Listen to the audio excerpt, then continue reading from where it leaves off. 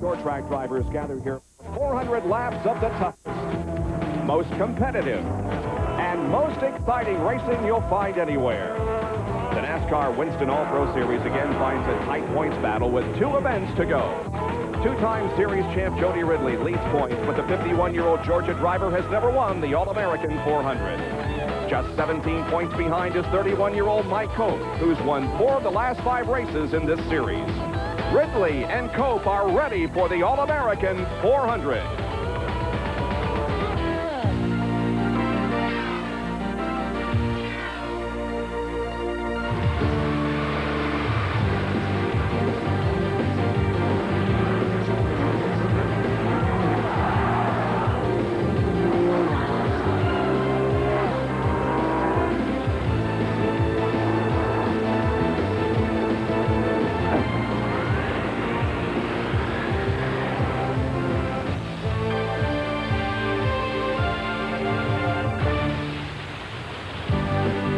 ESPN, the world's leader in motorsports coverage, welcomes you to Nashville Motor Raceway for the All-American 400. We've had rain here in Nashville overnight and early this morning. The sun is peeking through right now, but there is a chance of rain remaining for the afternoon. Hi, everyone, and welcome to Nashville Motor Raceway. I'm Bob Jenkins. We get set to bring you one of the premier short track events in the country, the All-American 400.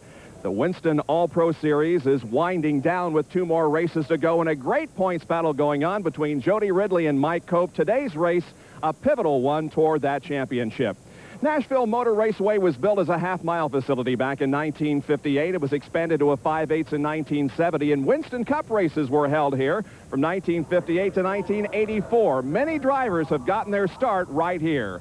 We have 5 Winston Cup regulars in the field today, but as John Kernan reports, down in this 40-car field, 1 driver is making his final start here today.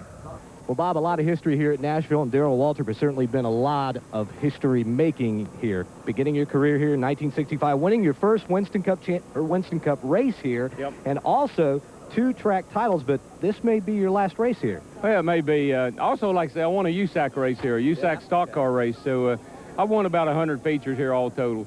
And I guess, you know, if I race here again, that's not really known yet, but I won't be racing in my own car anymore. I sold all my stuff this past week, and going to concentrate strictly on my Winston Cup program in the future. I've tried to do Busch, I've tried to do ASA All-Pro, I've tried to do all those things like I've done all my life, and to give up on this is hard on my heart. It's been so close to me, meant so much to me, but this was my only way of owning a team for a number of years. And now I've stepped up to the big leagues, and I'm going to have to really focus 110% on doing that and stop playing around with all these other cars. Well, look for Darrell Waltrip to give 110% today as he prepares to climb into the race car. Quite possibly the end of an era. Boy, Ned, wouldn't it be a Cinderella story if Darrell Waltrip could win the race today? Well, it really would be, but I'll tell you, Benny, he has his work cut out for him. It is tough to come and race against these guys just once or twice a year and expect to beat them. But he feels pretty good about his chances. Well, he's been running at Nashville Motor Speedway for, what, 25 years now? But I think it's kind of like these guys going in, running a Winston Cup race and trying to beat Darrell Waltrip. It's very, very hard to do, to come in someone else's playground and beat them. Nobody knows that better than Jeff Purvis, who's starting on the pole today, trying to win 3 in a row of the All-American 400s. No one has ever done that, but he's primed to do it today. And I think one of the things we're going to have to look for today, besides all this competition, Benny, is the tire strategy. They have 16 tires. That's all they can use during the race, and how they play those 16 tires might be what determines the winner of this race. Bob? All right, thank you, guys. Let's take a look now at the starting lineup for the 13th annual All-American 400. The pole sitter is Jeff Purvis, driving the number 51 Phoenix Construction Chevrolet. Outside, young man number 1, Tony Walls. The second row, Mike Cope, who is second in points, and Billy Bigley Jr. Starting in row number 3, it's Bobby Gill, lost the points fight last year by 1 point, and Chad Chaffin, the winner of the local track championship. The fourth row, Pete Orr, who finished 3rd this year at Montgomery, and Bobby Hamilton, the 1991 NASCAR Winston Cup Rookie of the Year. In the fifth row, it's Casey Elliott in car number 94. His best career finish was 2nd in 92 at Lanier. And outside of him is the ARCA points leader, Tim Steele, driving car number 85. Starting 11th, it's Rick Crawford, a 4th at South Boston, his highest finish this year. And Tammy Jo Kirk, who has four top 5 finishes this year. Freddie Query will start in 13th position. He has 2 wins in the series this year. Alongside will be Gary Bradbury. He is 6th in the series point standings. There's the veteran, Darrell Waltrip. He will start inside of row number 8, the 3-time Winston Cup champion returning home, and another Winston Cup regular, Ted Musgrave, will start outside row number 8. Mike Garvey will start inside of row number 9. He's a 2-time winner in All-Pro this year, alongside Eddie Mercer driving car number 72. The 10th row, it's Mark Gerke driving car number 49, and defending series champion Jody Ridley in car number 98. As you take a look at the rest of the starting lineup, the cars are just about to fire up for 400 laps in the All-American 400, and we will be back with the start in just a moment.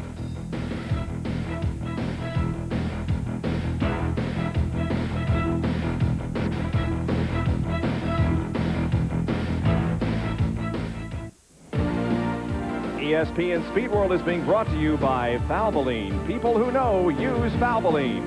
And by Budweiser, fresh, pure, natural, proud to be your Bud. In one more lap, we should get the green flag, and an interesting development already. Several drivers missed the drivers' meeting this morning and have been forced to the rear of the field, including Tony Walls, who was supposed to start outside the front row. Others include Ted Musgrave, Randy Weaver, Scott Kaiser, Dave Weltmeyer, Chuck Knight, Eddie Mercer, and Toby Porter. I tell you what, Tony Walls is absolutely devastated. Here he comes to Nashville, Tennessee, one of the biggest races of the year, qualifies on the outside pole. And guess what? Missed it. He said, hey, they never made an announcement, but that's no excuse. I should know. He said, I'll never miss another one as long as I drive. That's true. And I'll tell you, it's going to be tough coming from the back of the field back up there to where they were.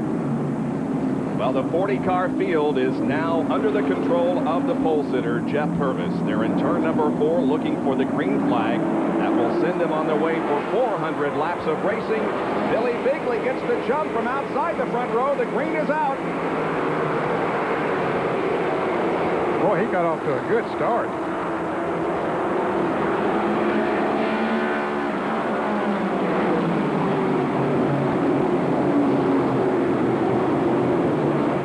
Bigley lead that first lap. Everybody safely through lap number 1 as Bigley leads Purvis, Mike Cope, and Chad Chapin.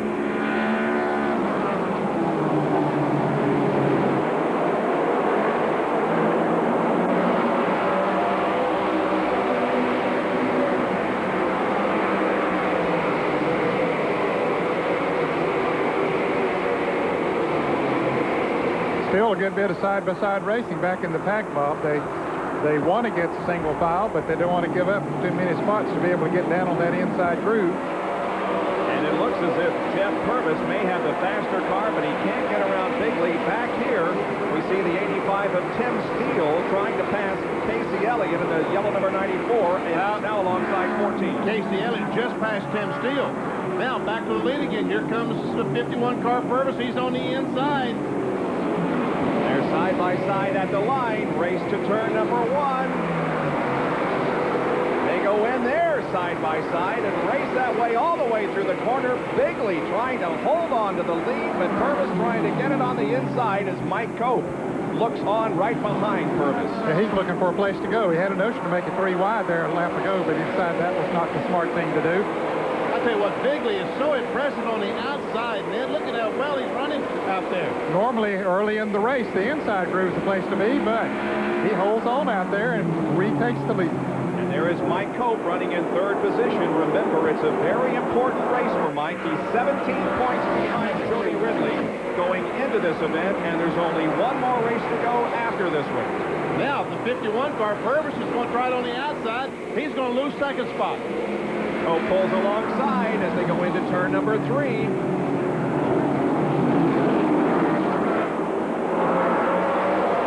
Oh, and Purvis really loose coming off the corner.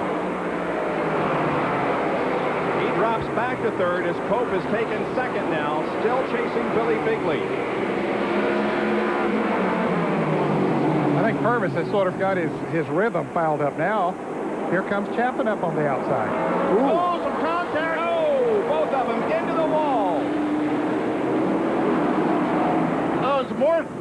cars making contact down at turn 1, and some heavy damage to both those automobiles. Well, Jeff Purvis looking for 3 wins in a row coming into this event. He's won the last 2 All-American 400s, but his car is severely damaged at the bottom of turn number 1, and there is Chad Chapin's badly mangled race car.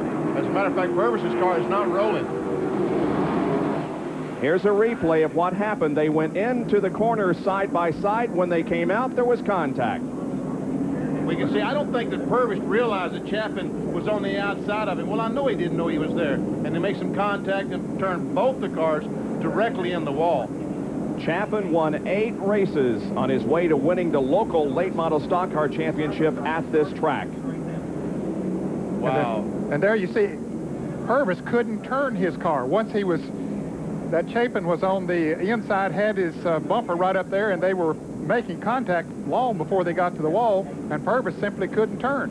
There are a lot of race drivers that are very lucky because they went through the debris, and I don't think anybody else was severely damaged, but Chad Chapin and Jeff Purvis are, and it certainly has. There is Chapin's car. He's brought it into his pit, and Mike Cope and Bigley both got through unscathed, and of course Cope, Of course, they were out in front of it. They'd made the passes earlier, so they was in good shape. They were fortunate to be in that position. so they got to clean up the racetrack now after an early race caution that has all but eliminated Chapin and Purvis from this event. We'll be right back.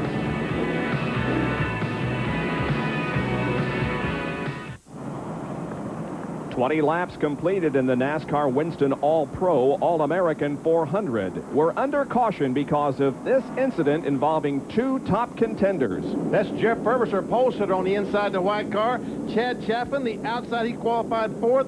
Get together coming off 4, heavy contact. Now watch the yellow and black car, Bobby Gill and Casey Elliott. Now they're going to meet down at turn 1, and pretty good contact with those 2 cars. Debris flying all over the place. John Kernan has caught up with Jeff Purvis. John?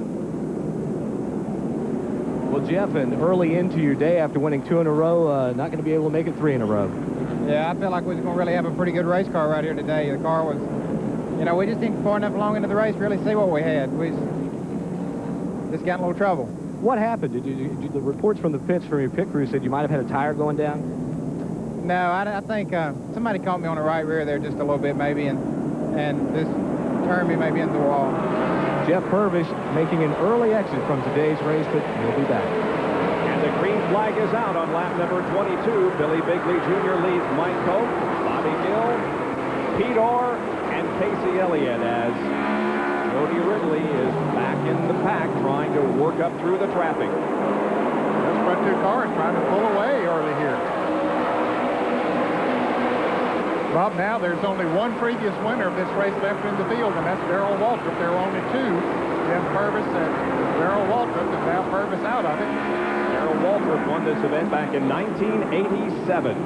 Saw Rick Crawford go by Casey Elliott, take that spot away. I say, look at Cope. He is really pressing. He might. Ooh. Thought he had position on him there for a second. Took a look to the inside, but couldn't get inside of Billy Bigley Jr., and so Mike Cope continues to run in 2nd position.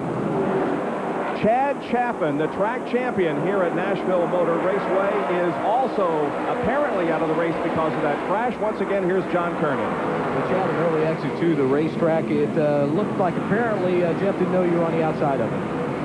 You know, apparently not. I know he hit the wall a lap before, and he seemed to slow up, and then going into turn 3, I just drove up beside him, you know, no big deal. I was going past the man, you know, and apparently he didn't see me, or some guy threw me back off. The car looks pretty well damaged. You going to be able to fix it and get back into the race? Well, we're not going to try. We came to win, and I'd like to thank NASCAR Foreign Car Parts, and all the guys worked hard, but we're here for 1st place. We're not going to get back out. There's no point in it. Guys, you got to like that kind of attitude. Here to win the race or nothing else.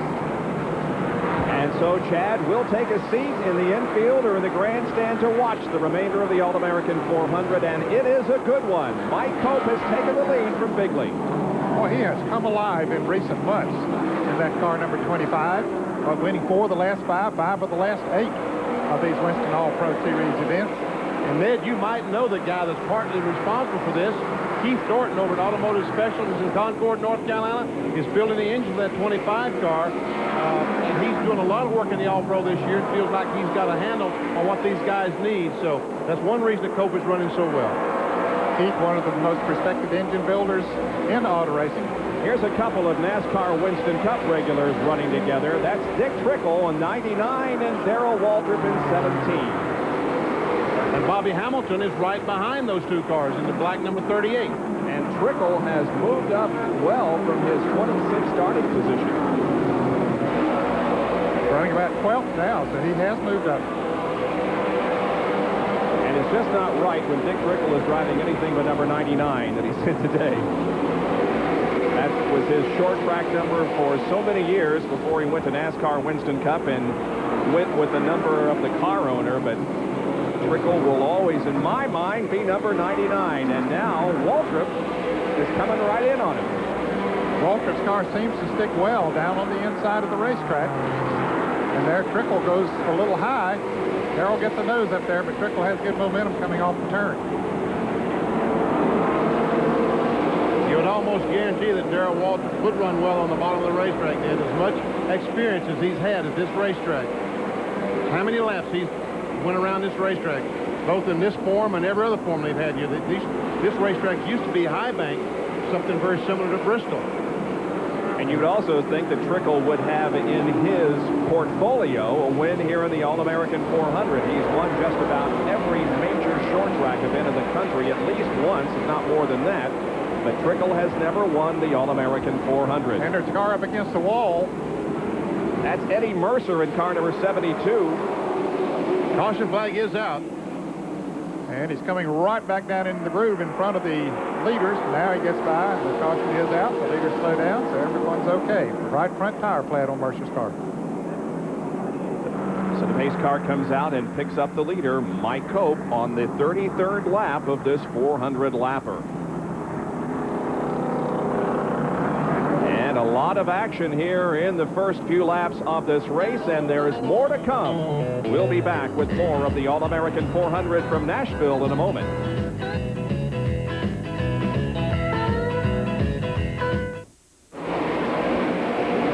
ESPN Speed World today at Nashville Motor Raceway for the All-American 400. There's your leader, Mike Cope, in car number 25, and there is Rick Crawford in the blue number 14 as he laps one of the slower cars. So that much interval between first and second. The car that he was lapping was Scott Kaiser in number 34, one of those who drove a crash. Right in front of the leader, was it? No. Mark Gerke is the driver involved, I believe. And Scott Walters was also. There's Gerke's car at the bottom of the racetrack. Mark Gerke has had a tough going in recent months. He was involved in a very terrifying midget accident at Springfield, Illinois on the mild dirt. And if you were watching Saturday Night Thunder at Winchester Speedway earlier this year, you saw him go out of the ballpark at Winchester in a midget. And Gerke trying to find sponsorship and get a full-time ride in stock cars. Here's how it happened.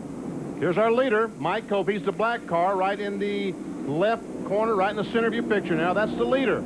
He goes down in turn 1, and all of a sudden there's a car spinning directly in front of him. But he goes to the top of the racetrack, up in the loose stuff, and gets by both cars. Also, Crawford almost made contact with the 34 car of Kaiser. Boy, you got to believe that Cope was holding his breath on that deal. Huh? Yeah, Jody Ridley, too. Both of the point leaders almost involved there. Well, there's the Mark Gerke car. Appears to be okay. He's got to stay out there, although he is coming into the pits, as several are. There we see Dick Trickle in the pits. Uh-oh, the car, they got it. Evidently, the car is falling off the jack or something. Now it's back up. And we see the, okay, now Trickle's car is back up. They made some type of chassis adjustment. That black car right on the front of pit road is Bobby Gill, who was running in the top 6 or 7 spots. He made a pit stop. Darrell Waltrip is in. Let's go to the pits of John Kernan. Bobby Gill's crew is working there, apparently making an adjustment for the toe end. Apparently under the first caution, you know, you're talking about Bobby Gill and Casey Elliott, I believe. knocked the toe out, so they're towing the right front back in. They'll make this adjustment. They have not changed tires, and the work continues in Bobby Gill's pit as he will now start to crank it up and head down pit road. Lost several track positions, but he didn't lose a lap. He's back out there, and following him out of the pits is Mark Gerke, who was the spinner and the cause of the most recent caution. He's okay, though. The car looks in good shape, and we will be back with the resumption of the All-American 400 in just a moment.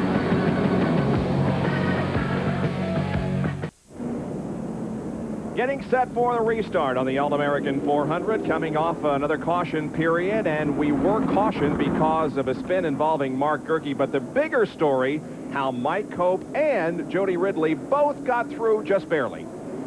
That's Cope, the black 25, our leader. Also, the points leader goes in the corner, and two cars making contact directly in front of him. He goes high, eludes all the problems in front of him, back to green flag racing. On lap number 67, it is Crawford running in second. Bigley is third. Ridley is in fourth position, and fifth is Tim Steele. And there were about 14 cars that made pit stops. It'd be interesting to see how they might attack on new tires. Was one of them. Casey Elliott was one who made some stops. So we'll just see. Keep an eye on them as we watch this race for the lead. None of the top five came in for a pit stop. In fact, Casey Elliott just came back in. I don't know if that was a stop and go or what the situation was, but he just came back in. John Carter, what was the situation with Casey Elliott? Then apparently Casey felt he had a tire going down, so they came into the pits, changed right side tires. We'll have to check and see. In fact, he did. He felt just a little bit of vibration, so better safe than sorry. They decided to come in and change right side tires. First two cars separate themselves from third and fourth. And about a 2.5 or 3 car length separation between first and second. Here comes Ridley, charging up on the rear deck from the 28 machine driven by Bigley. Bigley's car doesn't seem quite as quick as it was before this caution. Ridley goes to the inside now. He's going to try to make the pass. He may have it. Bigley gives him plenty of room. Ridley keeping the number 98 on the low side of the track. They race down the backstretch, and as they go into 3, Jody Ridley takes third, and now Mike Garvey in the blue number 8 comes up on Bigley. It takes Bigley long to get back to the bottom of the racetrack and close that opening. And that fourth car there on the right of your screen, the white number 5, is Ted Musgrave, but he lost a lap in the pits, didn't he, Ned? I think they said that he lost a lap in the pits, yeah, but he's going very strong right now. Oh, and Garvey's side plates. Yeah, almost making contact. I'm talking about losing a lap. We understand that Casey Elliott lost a lap when he made that green flag pit stop. Well, Bigley is losing positions. Losing positions quickly. That car is just not working the way it did before. He was running a solid third before the caution came out. Whether he has the power going down, don't know, but it's definitely not handling as well. And Bigley did not want to give up that track position and go and make a pit stop, but it looks like that now. That might have been the best strategy.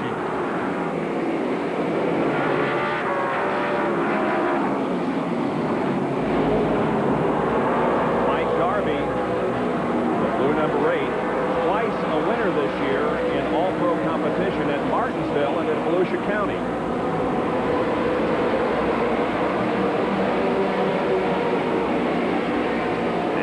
Of him is Jody Ridley. That's a third-place car.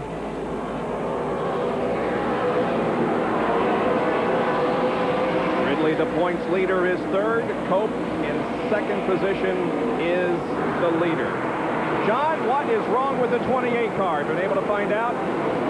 Yes, we have, Bob. Billy Bigley Jr.'s accelerator is sticking on him, so as he gets coming down the straightaway, it'll hang wide open. He has to put his foot up under it and pull it. He's able to shut it off, but it's costing him a lot of time on the racetrack. They'll hope for a caution, hope it's just a problem with the linkage, so they'll go under the hood the next time they get into the pits and see if they can try and unstick it. But right now, it's got to be very scary for Billy out there on the racetrack. Yeah, I can think of nothing more terrifying than to have a throttle that's sticking on a racetrack like this. Look at this battle. Tim Steele and Tammy Jo Kirk really going at it. And Rich Bickle in the black 45. Tammy Jo having a good run here today. She's really been working on Tim Steele, trying to get underneath him while Bickle is trying to get past her. Bickle closing in the black and green number 45. But Tammy Jo holding her ground. Tammy Jo sponsored by the Coke companies out of Dalton, Georgia, somewhere in that area. Tim's car doesn't seem to be working quite as well either since the last pit stop. Just doesn't seem to be sticking quite as well in the turns. But Tammy Jo was running good before the caution came out. She was gaining a little bit on Steele, but wasn't working on the way she is right now. Steele, of course, will be crowned the ARCA champion during our telecast in Atlanta in November. Well, this group of cars is catching the car number 28 that we were looking at there a moment ago, Billy Bigley. There you can see he's still struggling.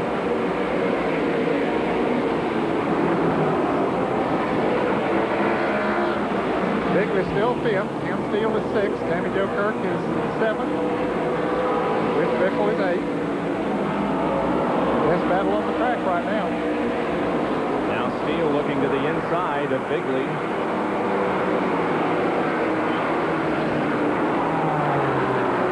Whoa, Steele's car getting a little bit loose as he came off that second corner. It looks like Rich Bickle's going to try the outside. Yeah, I believe Rich Bickle might have the best car of this whole group, but he's not taking any chances right now. They're running good, but his car seems to be running a little bit better, but he just can't find a place to pass. Man, that is a real group of cars behind him. All those cars are racing for position. Now Bickle again trying to pass Tammy Jo on the high side. Could not. Meanwhile, he has to contend with the 16 car of Hal Goodson. He's a winner this year on the All-Pro Series. Ron Young in the 4. There's Wiltmeyer in the 39 car, the pedigree dog food car. That's the Ruler brothers out of Chicago. This car, the 39 car, the yellow car right in the middle of your screen, they rented that car from Dick Trickle. Yep. And Dick driving somebody else's car. Trickle's driving somebody else's car, so go figure.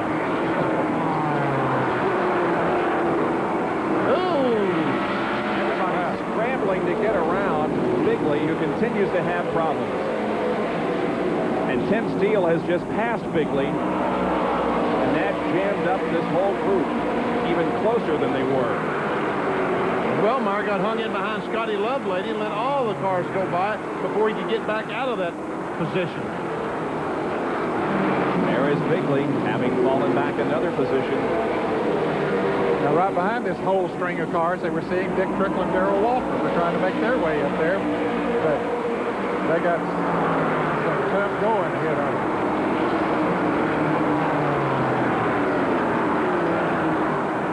Tammy Jo just can't quite find the spot she needs to move around. Here comes Trickle and Waltrip. There they are.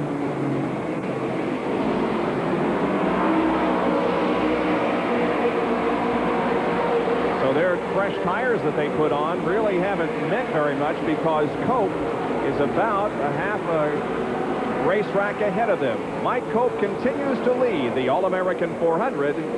We'll be right back.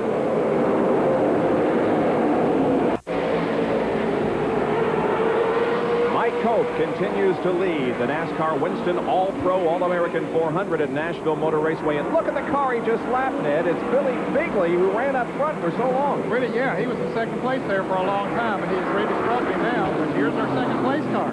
That's Jody Ridley in number 98, but he has his hands full with Mike Garvey in the blue number 8. And Rick Crawford was running second when we went to break. He is completely out of the shot. No place. He is struggling to get around the racetrack. Looks like the handle has gone away. Here comes Garvey on the inside. Jody doesn't need this, but he loses that spot. I think we're seeing some tires go away here. The drivers were very concerned in the first 100 laps of this race. The track was so green. All the rain they had yesterday and last night washed all the rubber away. They said it's going to grind the rubber away here during this first 100 laps. The crash. Here's a car spinning. That's Tony Walls in car number 1, who was supposed to start outside the front row, but as we told you earlier, he and several others were sent to the back of the field for missing the drivers' meeting. Tony Walls dominated the Southern All-Star race here 3 weeks ago, before having engine problems with just 16 laps to go. This is a welcome yellow for many drivers. Here's John Kernan. You better believe that. Mike Cope's crew is waiting. They had thought that they would need to change tires on lap 70. Well, the caution came out lap 60. That was 10 laps too early. They could have pushed it to 150. They said Mike had not complained about the car and the tires, but it is a welcome break for them to get in here. Also, Jody Ridley's tires had started to go away, so we're going to see a lot of action here on pit road.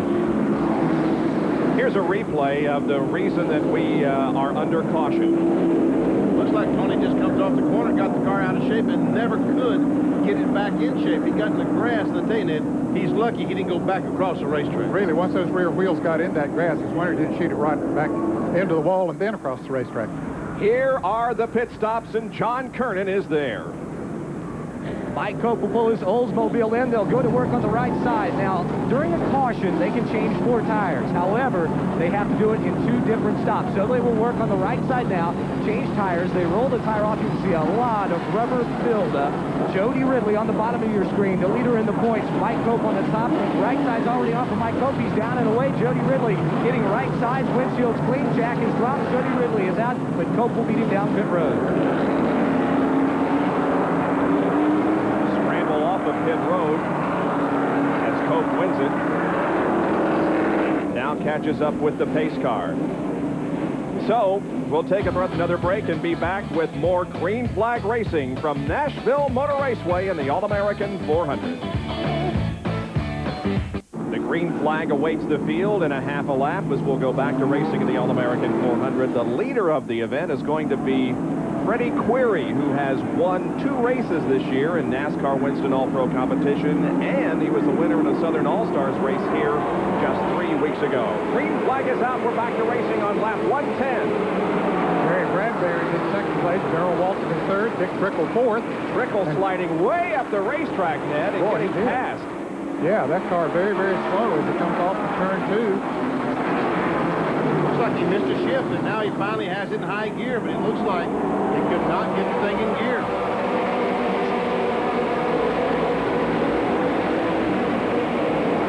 Up front. And look at Tony Walls.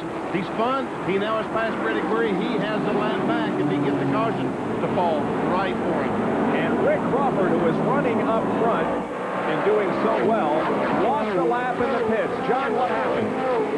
You guys are not going to believe this. They were changing the left rear tire. The socket came off of the impact wrench and got stuck between the caliper and the rotor. So they had to work on getting the socket out of there. I mean, that's just unbelievable. You hardly ever see that happen. You're right. I don't think I've ever seen that happen.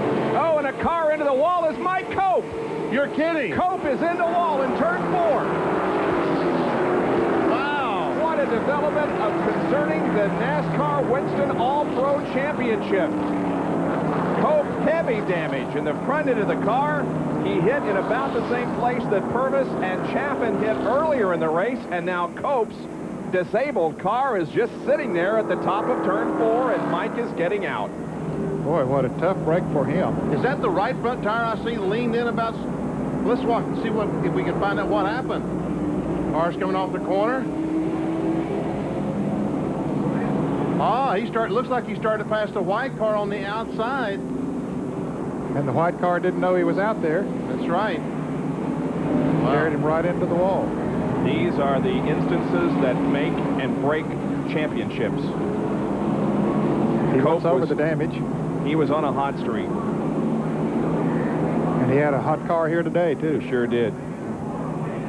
He won his first NASCAR race here in Nashville in 1990 when it was called the All-American Challenge Series. Had hoped to add the All-American 400 to his resume. And, of course, make up points to Jody Ridley, but that is not going to happen today. Quite a development, gentlemen.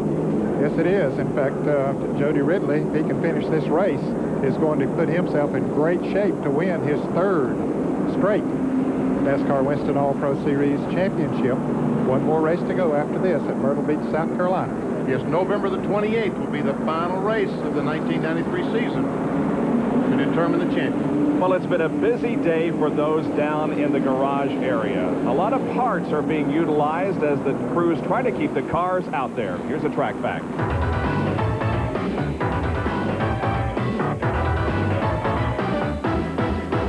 Track Facts brought to you by New Advanced High-Tech Formula Quaker State Motor Oil. It's formulated for today's high-tech engines. You know, things can happen in a hurry on the short tracks, and that means a car can get up into the wall and damage suspension parts. Now, the teams need to get those cars back out on the racetrack as quickly as possible. Well, the Loire Motorsports team out of Titusville, Florida, has gone the organizational route to help them save time in the pits and in the garage area. They field the cars for Mike Garvey, and if he has a problem, all they have to do is come into the trailer and remove preset suspension parts for the front, the rear, and also preset shocks set for the Nashville Motor Speedway. It saves them about 50% of the time so they can get on the track a lot quicker.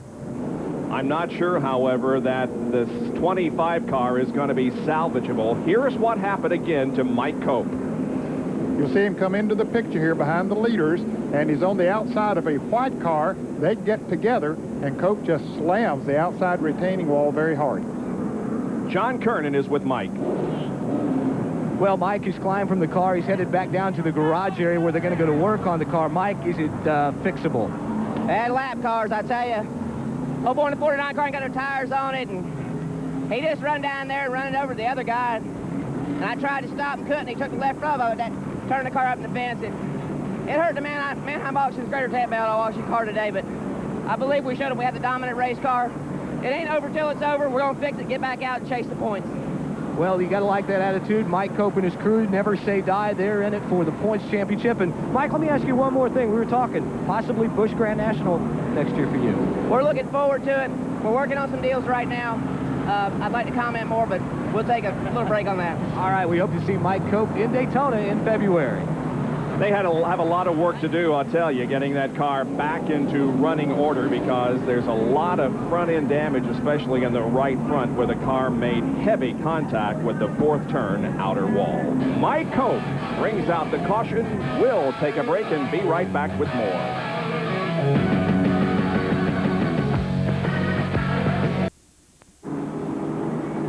Bob Jenkins, Ned Jarrett, Benny Parsons, and John Kernan back at Nashville Motor Raceway for the All-American 400, about to go back to green after an accident that has put Mike Cope's car in the infield and a lot of work for the crew. The green out on lap number 118. Freddie Query continues to lead this race.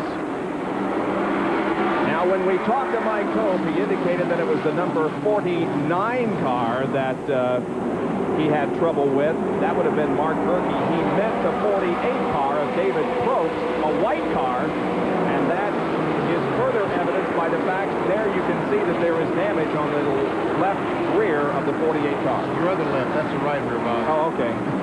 I do know up from down. I want you to know that. Sometimes I have trouble with right and left. Oh, Freddie Query almost loses it as it comes off the corner. Whoa. Boy, doing some dirt track racing as Toby Porter trying to get back in the lead lap, or at least trying to get a lap back down on the inside. Darrell Waltrip has moved up into second place. Third place belongs to Gary Bradbury. Fourth is Chuck Knight. Position is David Probst. Here's Darrell DW trying to take over the lead. Can't quite do it in this turn. Now these drivers did not stop during the caution. Look at this back. Boy, they are all jammed up. Dick Trickle leading this group of cars into three. And Oh, man, oh, man. Bobby Hamilton didn't do that. Yes, it is. Wow, Hamilton passed him completely up in the outside in the gray stuff. Wow. Weltmeyer in the yellow number 39 right in the middle of things. Dave Weltmeyer has 3 ARCA wins this year. All on short tracks, I believe, so this is his liking here today. These guys are flat going at it. They are really racing every position. Look at this. They're racing as hard as they can. Looks like a Talladega or a Daytona. You can wrap. Barfield there at 76, and look at this. That 5-car. Oh, and there's the 4-car of Ron Young. Finally, someone had to spin out. Exactly. It happened to be the 4-car. It was inevitable. It had to happen. Ron Young was the victim. He's right at the start-finish line as the field out front of the leaders. But he couldn't get back across. He got one lap back there a little while ago, but now he's got another one now. Well, here's a replay of what had to happen, Benny. It just had, look at all these cars. They're racing 3 abreast, and finally someone makes contact. Let's see, there we see the 16 car of Hal Goodson comes down. He and Ron Young make contact. Ron goes down, just noses in the inside retaining wall. And here's another angle. The blue and white car is Goodson. Hal Goodson, and we can see where he comes down.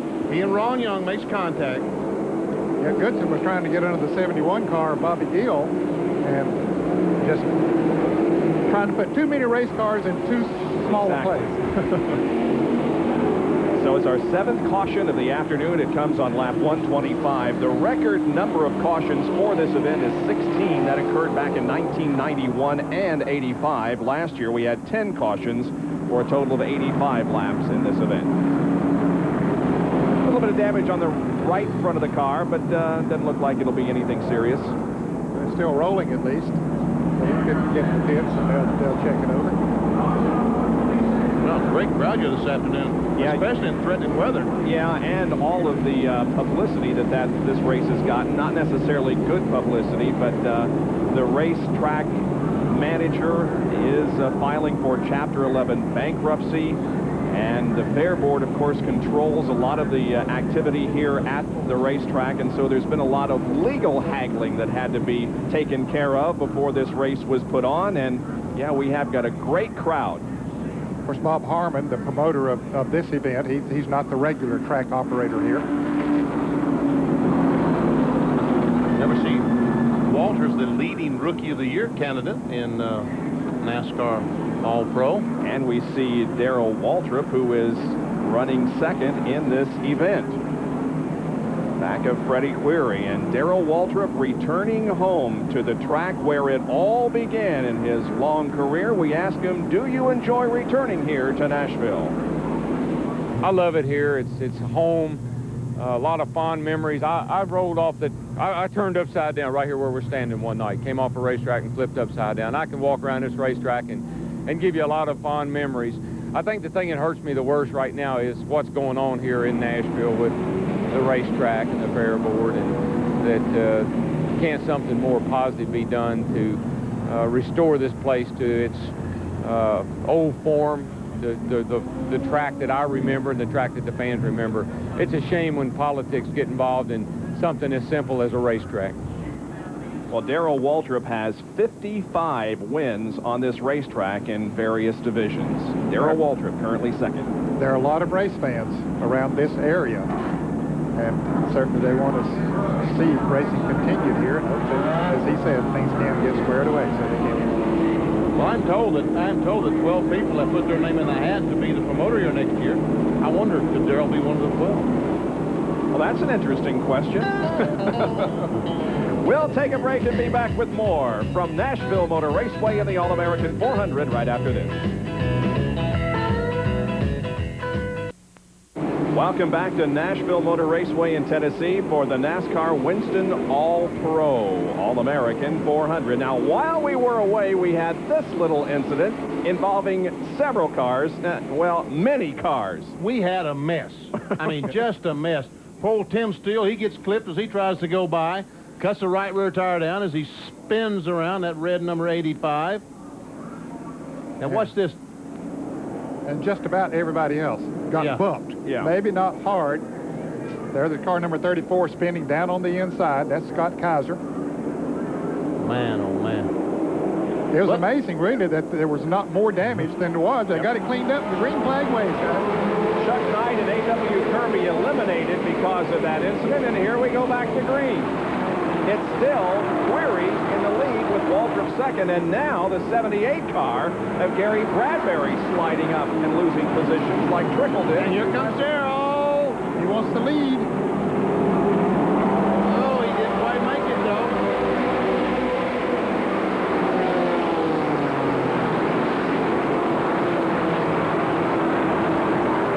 That blue car and the fourth car in the line right now, Mike Garvey, might be the best car in this group right now. He's not on the lead lap. And there is Ridley, who is now running fourth. Yeah, Garvey is on the lead lap, isn't he? Yeah, okay. He's third. And here's Darrell again on the inside. He has the nose up there. Will Query back off? Yep. No. And look at Garvey. On the outside. That seventh car, Brian Reekley, is a lap down. He moves over and lets Garvey go. Now, there comes Jody Ridley. Ridley is fourth.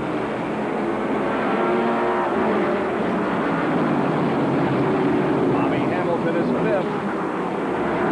Now Garvey trying to get around Darrell Waltrip. Darrell has had his tires on for quite a while. He's off sequence as far as Ridley and some of these others are concerned, and Mike Garvey too, I guess, have fresher tires than Darrell.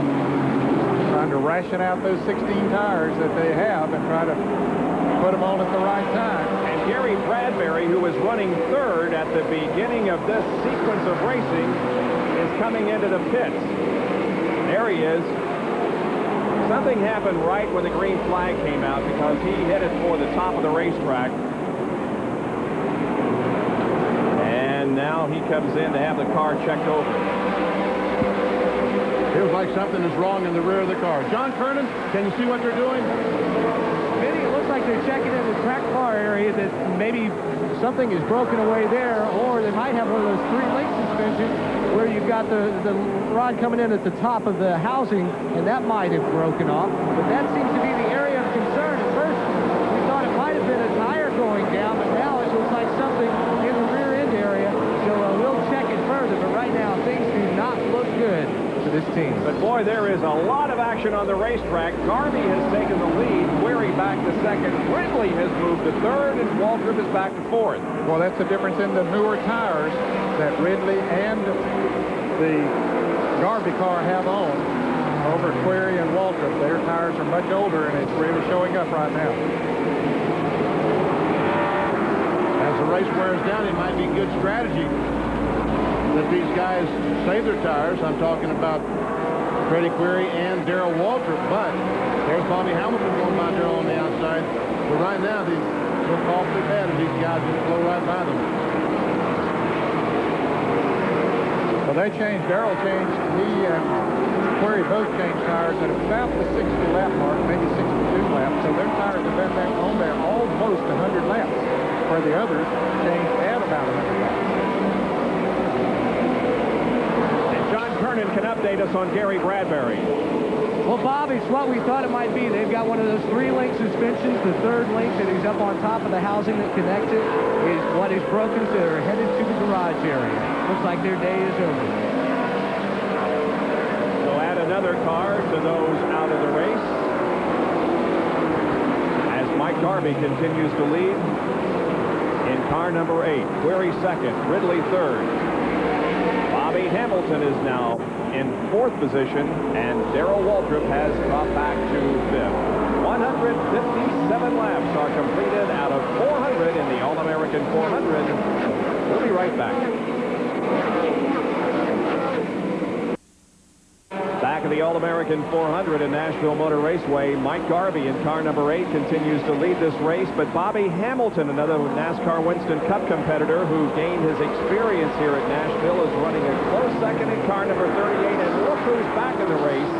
It's Mike Cope, 70 laps down. As a matter of Banged up 25 car there. excuse me, Ned, but, you know, Bobby Hamilton was a track champion here in Nashville in 1987, 1988, so he has many, many laps around this racetrack. And here he's trying to take the lead one more time at Nashville Motor Raceway. And at one time, Mike Garvey in the blue number 8 8 had pulled out to at least a half a straightaway lead, but Hamilton is running down. In fact, the car number 14, Rick Crawford, has passed the car number 8 and got back in the lead lap. So did Ted Musgrave. But now the 8 car seems to be picked back up a little bit. He slowed for a little while, but now he's picked back up. How about it, John Turner? What's going on with it? Well, Ned, the crew about 15 laps ago noticed that he was spinning the tires, getting very loose, so they told him to back off, slow down just a little bit, take it easy on the tires, trying to stretch out some laps here on a long green flag run. They want to save the tires and be ready to charge after the next pit stop after they pick on new tires and charge to a win at the end. But right now they've told him that it's okay to pick up the pace just a little bit more. We're 1 lap away from the halfway point. This time around, they'll get the cross flag signifying 200 laps completed, and Garvey is going to be in the lead when they reach halfway, unless he runs into some of this lap traffic here in turn 4. Here he comes off the corner. There's the halfway point.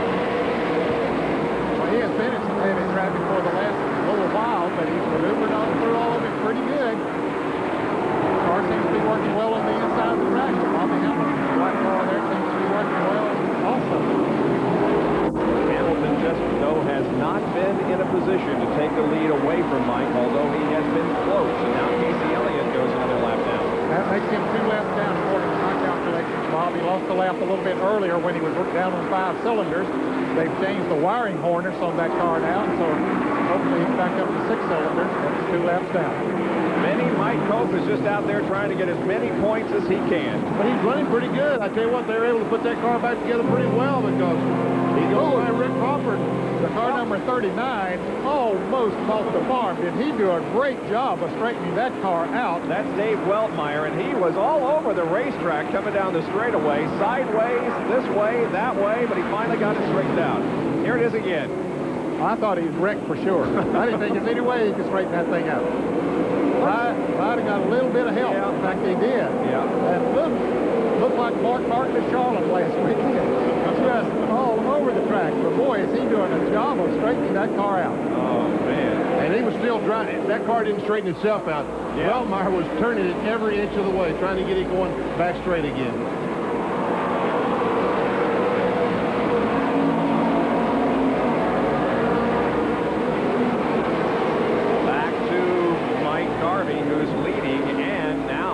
About an 8 or 10 car separation between himself and Hamilton. Well, you wonder if Hamilton, he really was racing hard. He wanted to get up there and lead. You wonder if he might not have burned his tires up a little bit too much, making that run up to the front. Tony Walls right in front of the leader. And there's a crash going off turn 4. We got wrecks everywhere. And the caution is out. Mark Gerke is in the wall down here in turn 4, actually on the main straightaway. And it was Walls who spun in turn 2 right ahead of Garvey. Well, let's do the AutoZone recap while we've gone to caution here.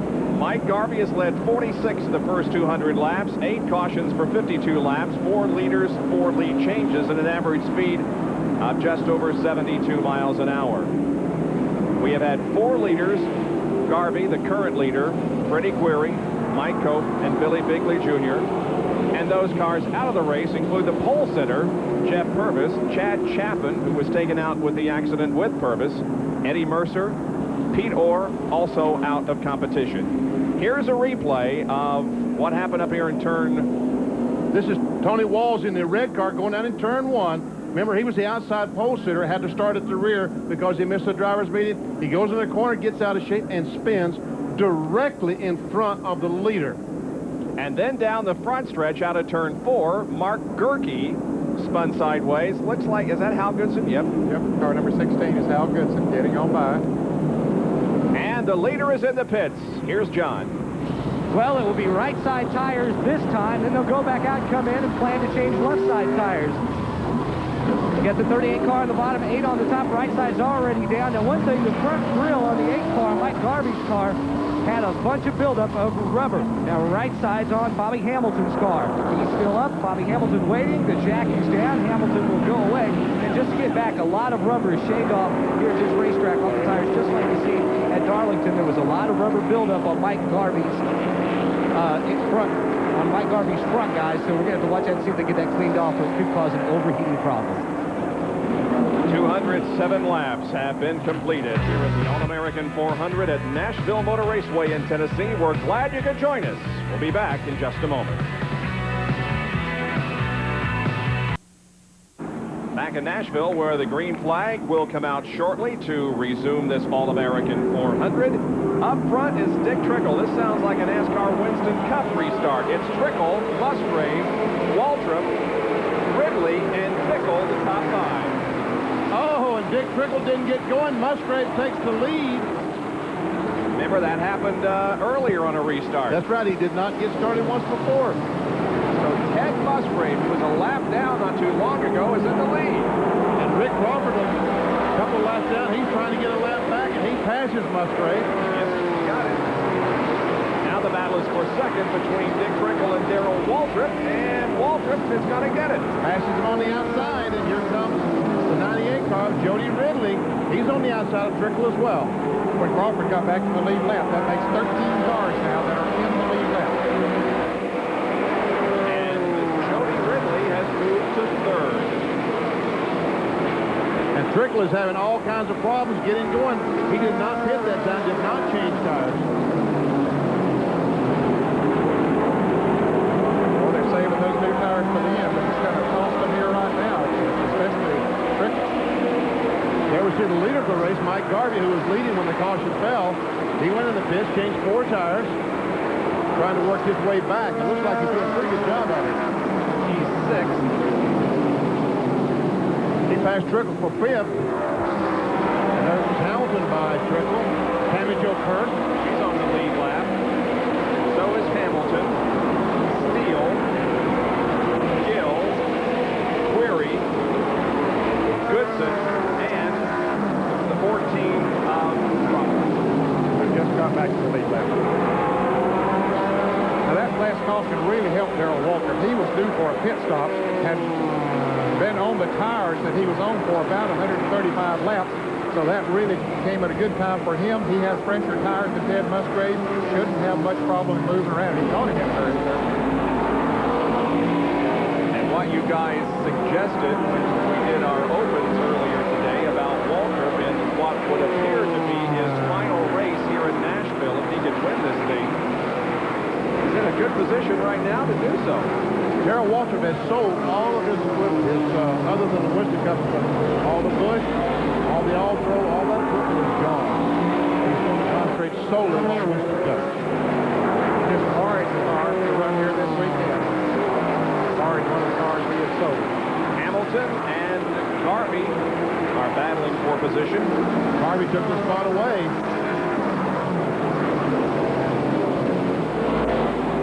Garvey is in 5th, Hamilton 6th. Tammy Jo 7th. Tammy Jo having a good run here today. Starting for 52. There she is. Working on Bobby Hamilton down on the inside. Here's another one of those cars that's using the deep-stored engines, Ned. Oh, Hamilton trying that high line. Whoa.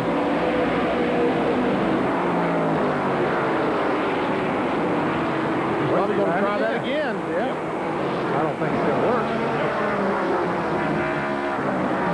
It's fun watching him ride. I bet he's having fun driving. Probably comes off the turn and it doesn't work. Now he's going to go, he tried on the inside. Nothing there. There's Tammy Jo, the number 52. Beautiful blue-white with pink numerals and some pink trim. Very feminine-looking car, huh? Yes, it is. But she can hold her ground with the best of them when it comes to this type of racing. He has sponsorship from the Coke companies, Sunoco, and Diecast. Her best finish was at Rougemont earlier this year. She was 3rd. And Tammy Jo is 10th in the points going into this event. Oh, here's a race for the lead. Waltrip on the inside of Musgrave. 3 abreast. That 77 car of George Engel was on the inside, and now Waltrip and Musgrave are wheel to wheel as they go down the back stretch and into turn 3. And Jody Ridley has caught them. He's right there in third in the car number 98. Musgrave won't give it up. Waltrip led that lap, and he is our 7th leader of the afternoon. And what? Quite a few people stood up and cheered when Waltrip had that lead. You bet they are. They're standing up, motioning Darrell on. And Ridley now trying to take second from Musgrave as he moves the 98 machine to the inside. And Jody Ridley has second.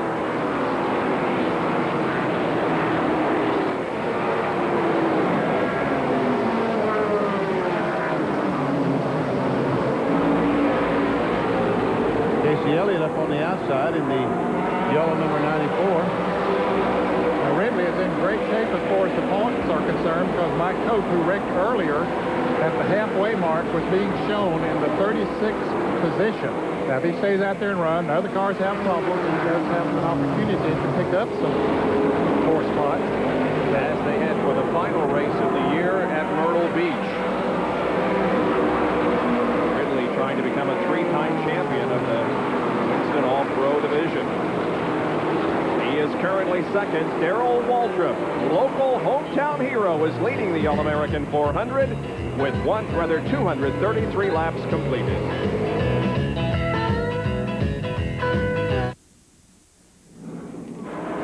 We're back in Nashville for the All-American 400. Darrell Waltrip is leading Jody Ridley, but this group of cars has been running together for the last several laps and really going at it tooth and nail for position. Now included in this is Bickle, Garvey, the yellow car there is Elliott, who is a lap down, Tammy Jo Kirk, and Bobby Hamilton. They have really been doing some dicing around, Bob, some good, hard racing. You just wonder, can they continue to do this with these tires getting a little bit old, the cars stiff a little bit, how long they can do that and not make contact. Garvey almost lost control coming off turn 4 that time.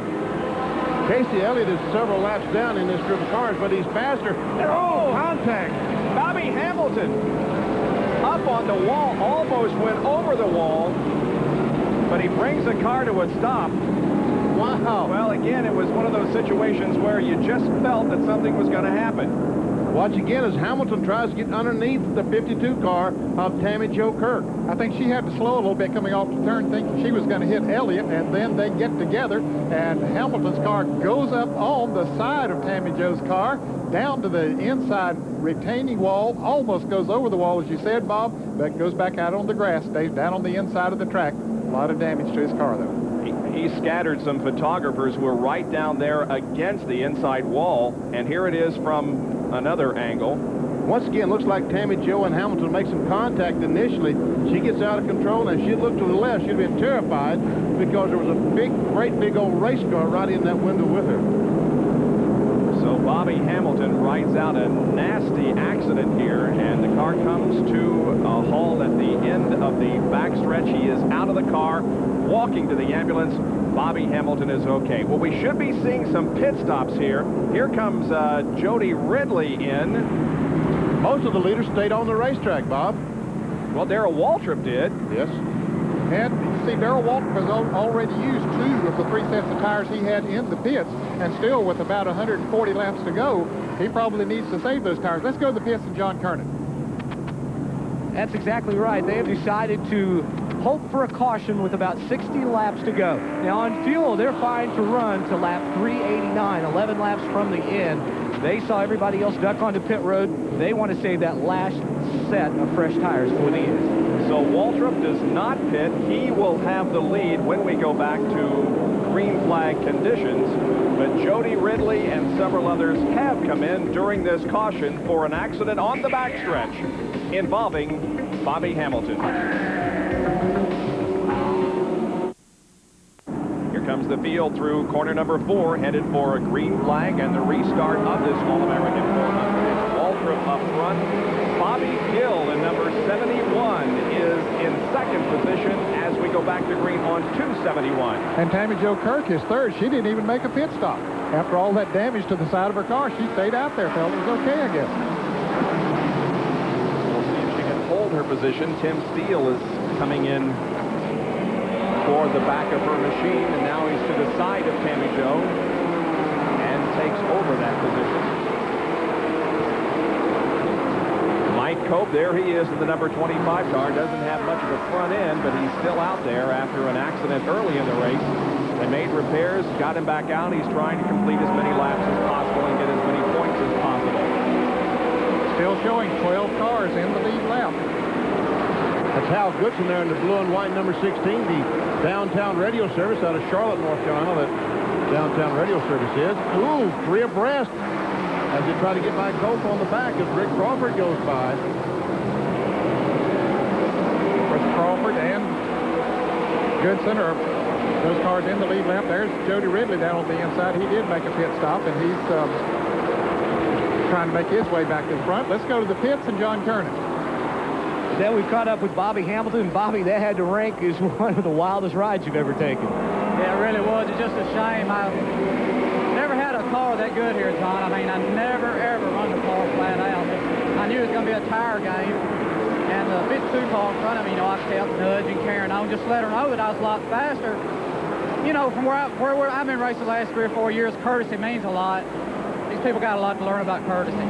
Well, that's Bobby Hamilton, who has some instructions for some of those lesser experienced drivers. Bobby Hamilton said a lot there when he said that was the best car he ever had here, because he's had a lot of good cars here. And Bobby Gill in the 71 car has taken the lead from Darrell Waltrip. And he becomes our 8th leader of the afternoon. And here comes Freddie Query back on the rear bumper of Darrell Waltrip. He's 3rd, looking for 2nd. Remember, he was the leader earlier in the day. Yep. Query has run a good race. You know, it's about this time last year that Bobby Gill started going to the front. Remember that? Yep. He ran so well here last year, and something happened to his car. He didn't win the race. Guys, Darrell's car right now is not working quite as good as it was. He was out there leading the race, but he did not stop. But he saved his tires. He still has 1 new set of tires. As John Kernan said, he's hoping for a caution maybe with about 60 laps to go. He can put those on. Others may have used their tires, many of them, as Query really works on Darrell Waltrip here right now. I think that's good strategy on Darrell's part to stay out there and save those tires, because new tires are definitely better than old ones. And if you got a good set on at the end, it'll pay off. Here's Query moving to the inside and taking 2nd position away from Darrell Waltrip. It's good to see some strategy played into these races. You got to think about the number of tires that you have, and when you go to the last set, how many laps you have left, and so on and so forth. So although Waltrip is sliding back right now, he may be employing the correct strategy to win this race. Could very well be. There's even been some talk in Winston Cup racing about limiting the number of tires that they run. I don't know if it'll ever come about. There's been some talk about it. It certainly does put an element of strategy and thinking. Not that there isn't that already, but it adds an even greater element of that. There's a leader, Bobby Gill. And here is Tammy Jo Kirk on the outside, and Mike Garvey in number 8. And the 14 car is Fun up in turn 3 going in the corner. Just ahead of those 2 that we were following. And Rick Crawford had been last down, had worked his way back up to the board. He was back up in about 3rd or 4th spot, and spun going in turn 3. Well, he stays on the lead lap. He's going to get back around before the leader does. And another car that got himself back in the lead lap was the car number 1 of Tony Walls, who had gone a lap down early. In fact, he's gained back 2 laps now at different times. So he's put himself back in the thick of things here. Pace car comes out. Here is the tail end, at least, of Crawford's incident up in turn 3. There he is, right in the middle of turns 3 and 4. And you saw the 1 car that Ned was talking about, Tony Walls, making up that lap.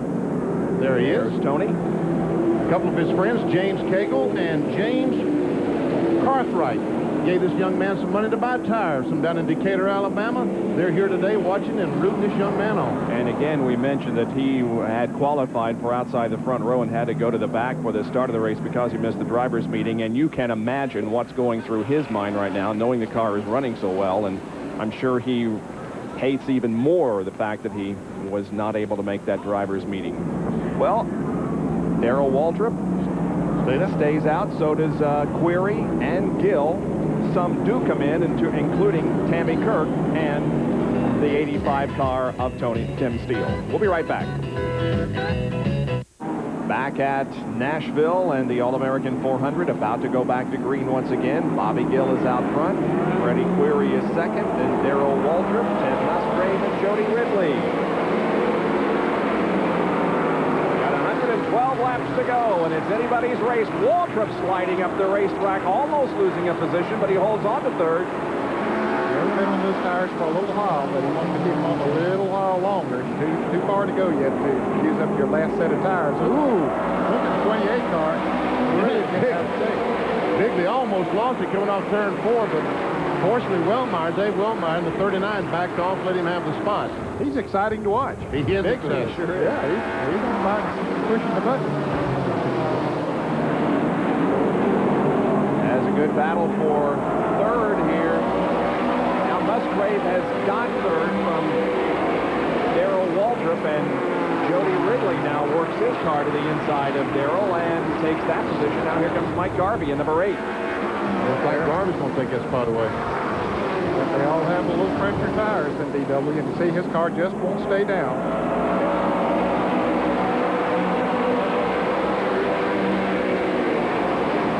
Jody Ridley was about to get a little out of shape there, wasn't he? Like he got a little sideways coming off 4. Here comes Dick Trickle trying to get by Darrell. Most of these cars have tires a little bit fresher than Darrell Waltrip. That's one reason he's not able to stay in front as well as he'd like to, or go to the front as well as he'd like to.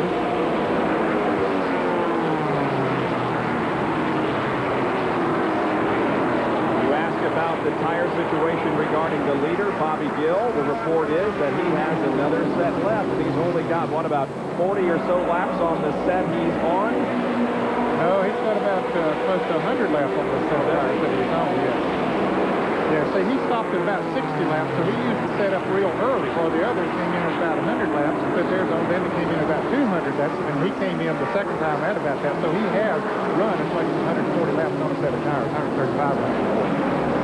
That's what he's trying to do now, just ride it out. There we see Rich Bickle going by Darrell Waltrip, the Terminal Trucking's race car. Al Goodson moves his number 16 past Darrell. Waltrip is just going right straight to the back. Yep. Not a whole lot he can do about it. Not a whole lot he's trying to do about it. He's just sitting there right now trying to stay out of trouble, hoping he can run another 30 or 40 laps, and then get a caution and still be in the lead lap. Then he would be in good shape. But you mentioned Bobby Gill still has a set of tires left too, so that would put him equal as far as tires are concerned. Tim Steele has moved around Darrell. Tammy Joe Kirk, the 52 car, who was up front so well, running so well earlier, made some pit stops, changed 4 tires. I don't know if she used up her last set. She did change 4 tires during that last caution. So she might have all of her tires on the car right now. And there's Tony Walls in the 1 car. He got way high there in turn number 4.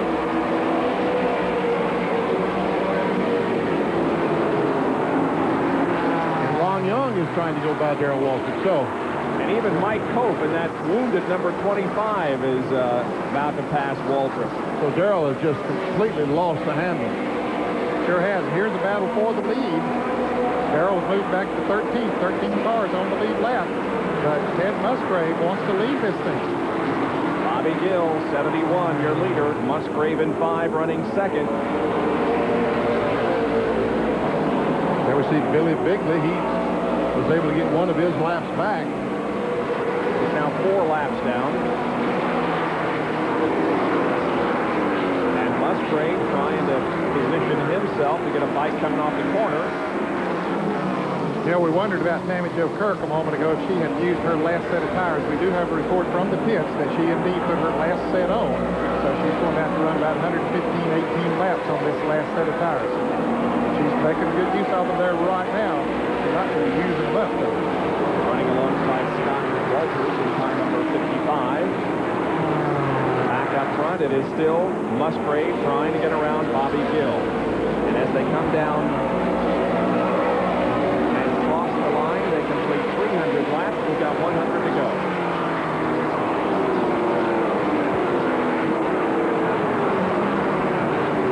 got a race going for third spot.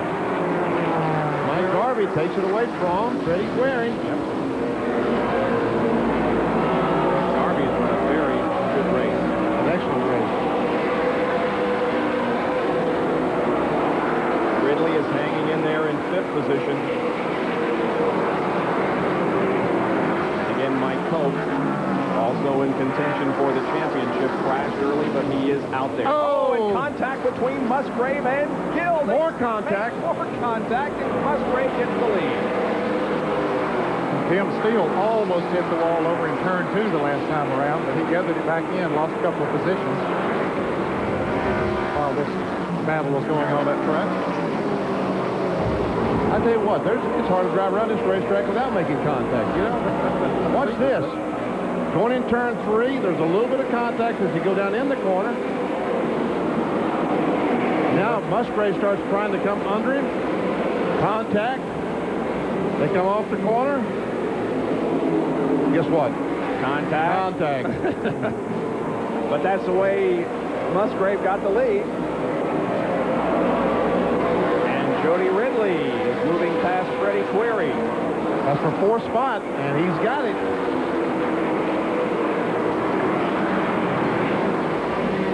So it is Ted Musgrave now in the lead over Bobby Gill, Mike Garvey, Jody Ridley, and Freddie Query.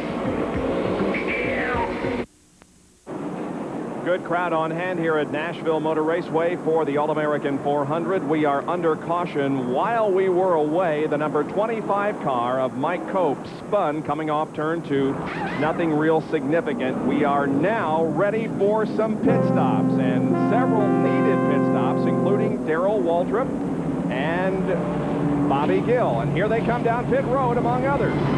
Waltrip has already stopped. They're getting the right side of that car up. Gill comes to a halt in his pit area, and they're going to work on the left side. Yeah, they're changing left side tires on his car. Waltrip, good pit stop, already changed the right side on the Western Auto Chevrolet. And the car 71 of Gill on the jack for a long time here, Bob, as Waltrip has his service and is gone. They're still working on the car. They're doing something on the left front. They're having a problem on the left front. What is it, John? Benny, you're exactly right. We talk all the time about lug nuts getting jammed in the air wrenches. Well, that's exactly what has happened. It has slowed them way, way down. The guys will try and work it. Also, it looks like one of the crewmen may have hurt his finger. We'll have to check on that and get back with you. But a stuck lug nut really slowed the pit stop down. He only got left sides. Now, the question is he going to come in and get right sides? We assume, yeah, here comes Darrell in for his right side tires. And this will be his final set of tires. Now he's ready, or going to be ready here in just a moment, for the end of the race.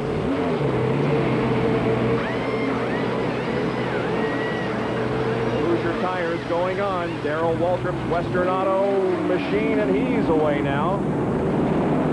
And so Waltrip has 4 new tires on the car as Ted Musgrave, who did not pit, continues to hold on to the lead. They're the top 5. We'll be back for green in a moment. Musgrave in number 5 leads the NASCAR Winston All-Pro All-American 400 here at Nashville Motor Raceway. Second position is the blue number 8 belonging to Mike Garvey. Running in third position now is Tony Walls in car number 1, and the yellow flag comes out. What's this all about? I don't know. They were pointing a couple of moments ago up to turn 1 like there was some debris up there.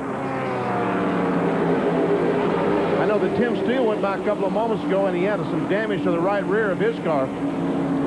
We understand that Trickle and Waltrip got together. Let's take a look at this. Yep, Trickle goes very high. Waltrip touches him. I don't know if there's any sheet metal came off there or fiberglass or whatever, but anyway, they got together and caution is out for... This is the 13th caution of the afternoon. The average number of cautions over the last 12 years, 12.4, so we're right on average in this event. We'll be back with more coverage from Nashville after this. Pit stops now occurring under this caution, and here comes Jody Ridley into the pits and several others. There's Mike Garvey and Ted Musgrave coming in. Ned, this might be a situation where they're putting on their cleanest dirty shirt. Yeah, and some of them had some tires left, but I didn't know about Ridley.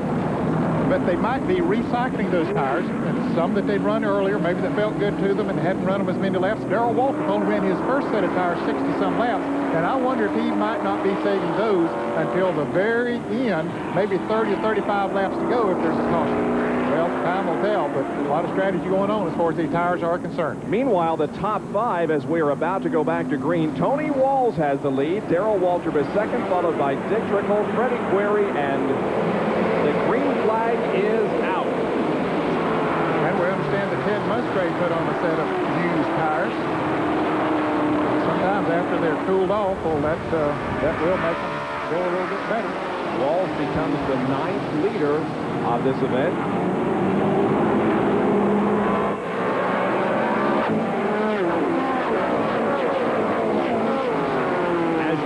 Plainly see some oil dry has been placed down here on the front stretch for turn number 1, and Dick Trickle now battles Darrell Waltrip for second. Has position. Goes in the corner and takes that spot away. We mentioned earlier that in all of the short track races that Dick Trickle has won, he does not have this one on his resume. Might this afternoon, but Tony Walls right now is your leader and has stretched out his advantage over the rest of the field by several car lengths. Yeah, he just motored right on away. You can see the distance right there. Coming off the turn, he's has himself a comfortable lead. I still think tires are going to be a factor. They've been a factor all during the race, but I think the tire strategy is really going to come into play in the last 50 laps or so of this race. We have 47 to go. And we talked about all the adversity that Tony Walls has been through. You know, he spun out earlier. Remember when he spun out right in front of the leader? Yep. And I tell you what, it is close. There's Jody Ridley, our all-pro points leader, trying to get back to the front. He's underneath Mike Garvey, trying to get all the spots he can. Al Goodson just ahead of him, number 16. There's Gill behind him. Oh, and Goodson and Crawford make contact coming off the corner. Right in front of Ridley, and he doesn't need that. He's in good shape as far as the points are concerned with Mike Cope. Already many laps down because of his crash earlier in the race.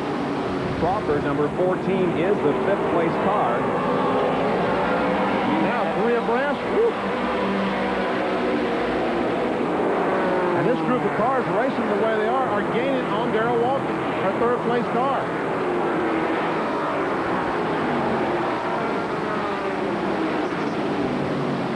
Al Goodson in the 16. His college has been in the trend a lot here lately, the Citadel. Good hard-nosed racing among these blue cars here. Boy, there's your he's Bobby sideways. I think Jody Ridley just sort of backed off, and he's going to see what happens there. And he got tapped from behind. Maybe he backed off too much. That's Ted Musgrave, who's trying to make his way back to the front. Ridley has more than a race to win here. He has a championship to protect. Yeah, the last count we had, Mike Cope was back in about 27th position. So if Ridley can finish in the top 10 here this afternoon, he's going to go a long ways towards sealing that 3rd championship. And here's a battle for the lead as Trickle goes to the inside of Walls.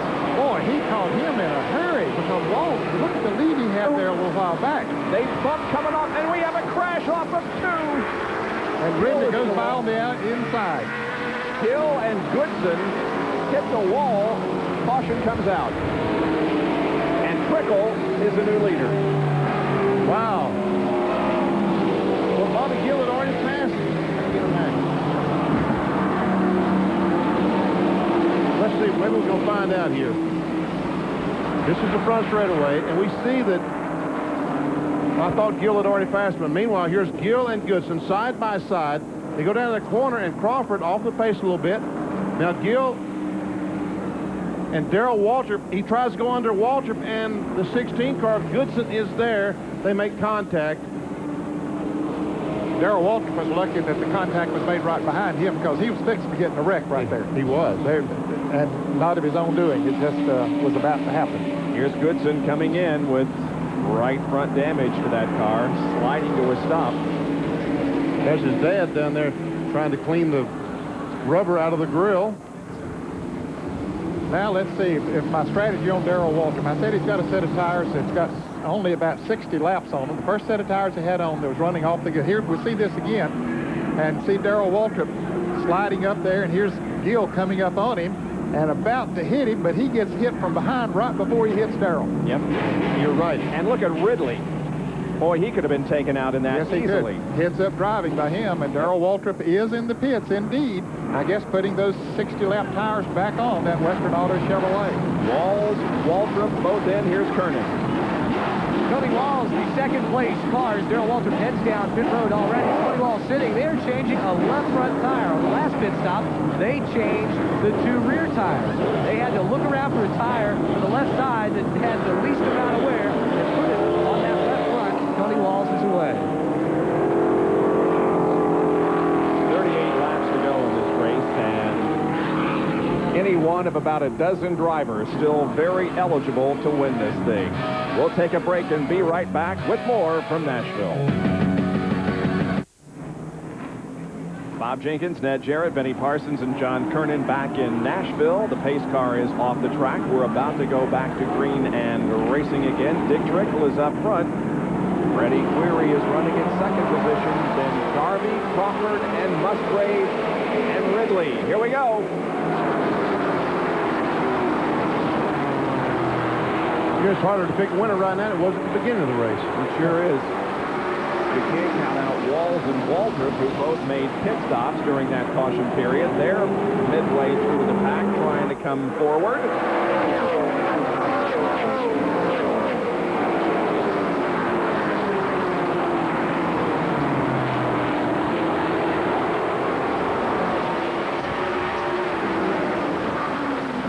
Taking that camera and trying to fool in there. Something flying off the back of Gill's car. I guess that was the contact that he and the 16 car Goodson made.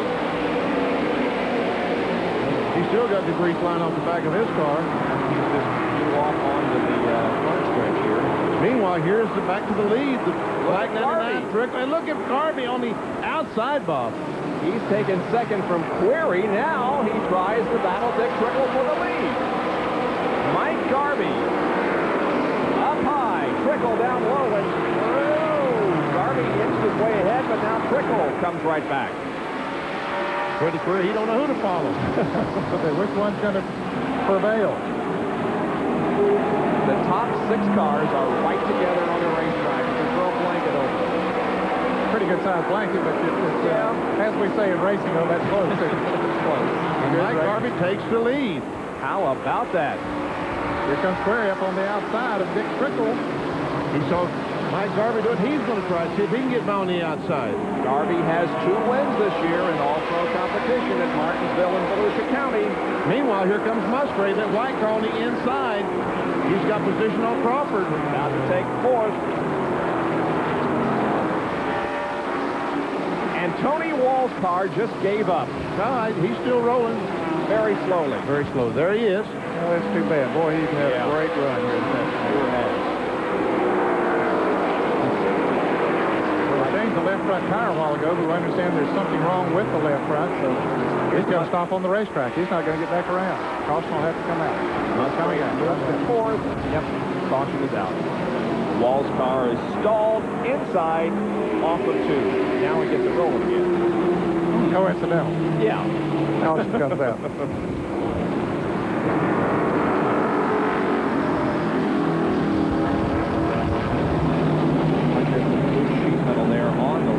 I don't think it's rubbing against the tire, though. Well, the tire was flopping around just a moment ago. Oh, was it? Yeah, it looked like that it wasn't connected to the steering linkage, but now it does. I don't know. Anyway, we're under another caution. And still a little less than 30 laps from the end of this race. One more caution period, and we will tie the record that was set in 1991 and 85. Coming off our 15th caution, the green flag is out. Mike Garvey is up front with Freddie Query, Dick Trickle, Ted Musgrave, and Jody Ridley. Bobby Gill, Darrell Waltrip, Sammy Joe Kirk, still in the lead lap. None of those are out of this race in terms of being able to win. Musgrave now right on the back bumper of Trickle. How many times has this happened in these guys' career? Racing bumper to bumper. Opie Stone from the ASA Arco Series up in, ooh, it looks like a little bit of a bump there, and he did that like he knew what he was doing there. Yeah, it didn't hurt him much, just enough. He did that earlier, remember, Musgrave did. Yep, there's another car, but here is Ridley now takes advantage of it as well. I think Trickle's tires are probably gone. Trickle slides back to 5th position. Ridley is 4th. Then Musgrave, Query, and Garvey. I don't think those 60-lap tires that Darrell Walton put on are going to work for him too good. He doesn't seem to be going toward the front there. No, but no, he's not really.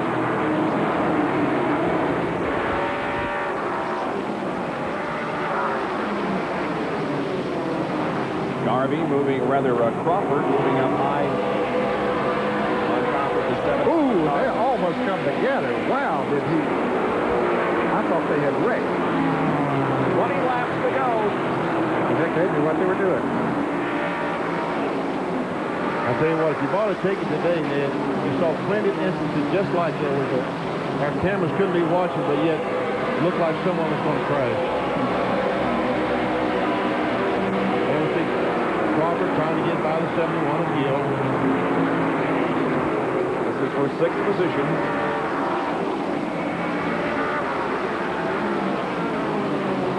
See, 9 cars are still on the lead lap. Looks real good. Pretty amazing.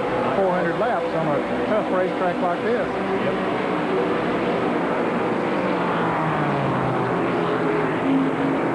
14 car.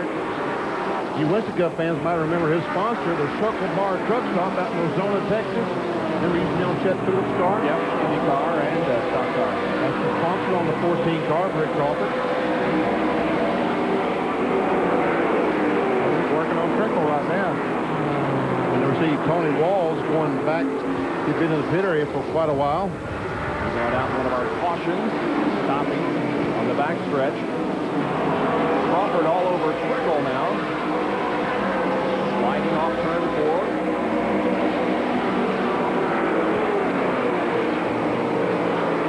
Battle for 5th here.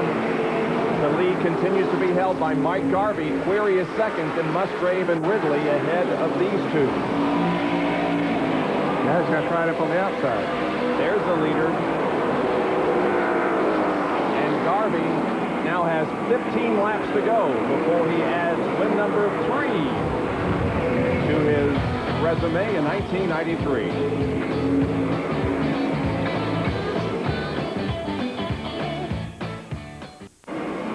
With just 10 laps to go, it's Mike Garvey leading Freddie Query, Ted Musgrave, Jody Ridley, and Rick Crawford. At one time, I thought that Query might be able to challenge Garvey. I don't know. Benny, what do you think? I thought exactly the same way. It looked like Freddie was gaining on him. There we see.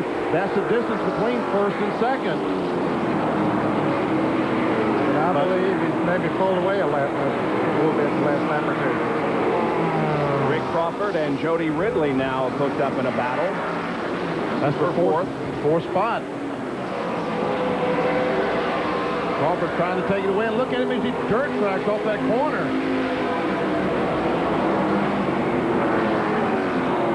Hey, these guys don't mind letting them hang out. It's been that way all afternoon.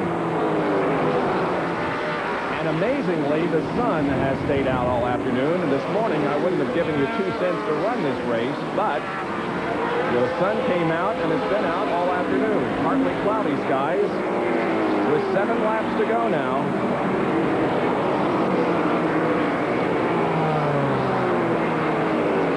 Jody Ridley's taking a huge step today and winning his 3rd straight Winston All-Pro Championship. Because his closest competitor, Mike Cope, who was, 17 points behind going in, is going to finish somewhere in the 20s. Ridley, of course, one of the Fast Masters on ESPN earlier this year, as was Benny Parsons and others. He didn't race with Jody, did you? No, I did not.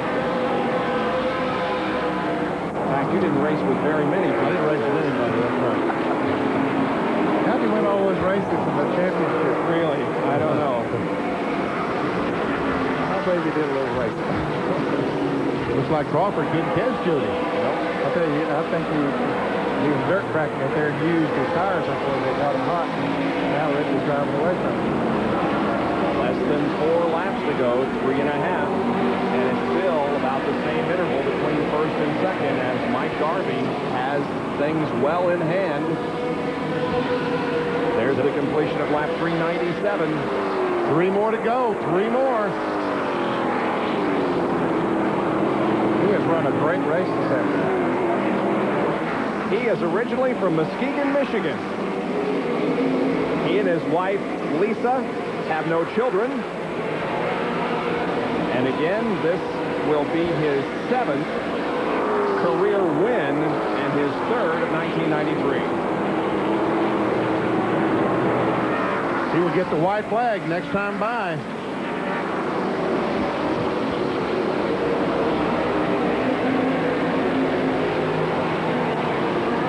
Comes and the white flag waves. He started in 17th position. And Mike Garvey is about to win one of the most prestigious short track races in all of the United States, the All-American 400.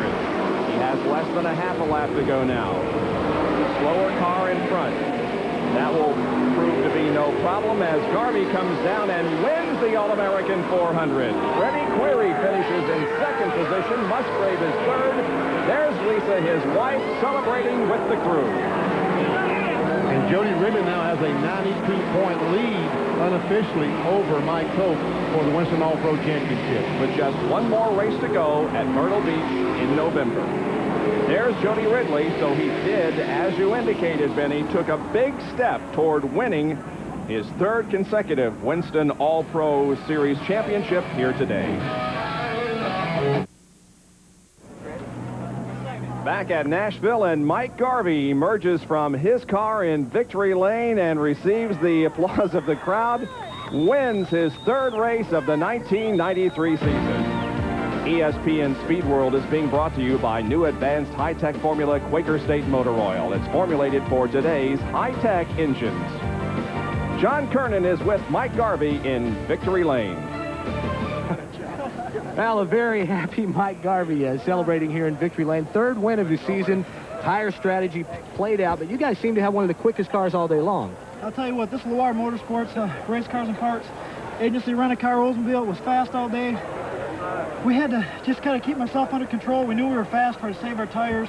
Trying to have some tires at the end. And tell you what, this is our 1st race together with this bunch. We're going to win a bunch more, too. I'll tell you what, we get the 1st one. Very happy Mike Garvey, and we probably will see this bunch of guys next year on the Busch Grand National Circuit. Freddie Query finished in 2nd, Ted Musgrave 3rd, then Jody Ridley and Rick Crawford. As you take a look at the rest of the results from today's All-American 400 here at Nashville, we'd like to remind you that a big championship weekend coming up here on ESPN, the weekend of the 12th, 13th, and 14th of November at Atlanta Motor Raceway. The ARCA Championship will be decided, the Busch Grand National Championship, and the final Winston Cup race of 1993. That's the 12th, 13th, and 14th of November here on ESPN. Now the points going into the final event of the 93 season. Jody Ridley has a 92-point advantage over Mike Cope. Those two battling for the championship in Myrtle Beach. Our congratulations once again to Mike Garvey, the winner here today. For Benny Parsons, Ned Jarrett, and John Kernan, this is Bob Jenkins. So long, everyone.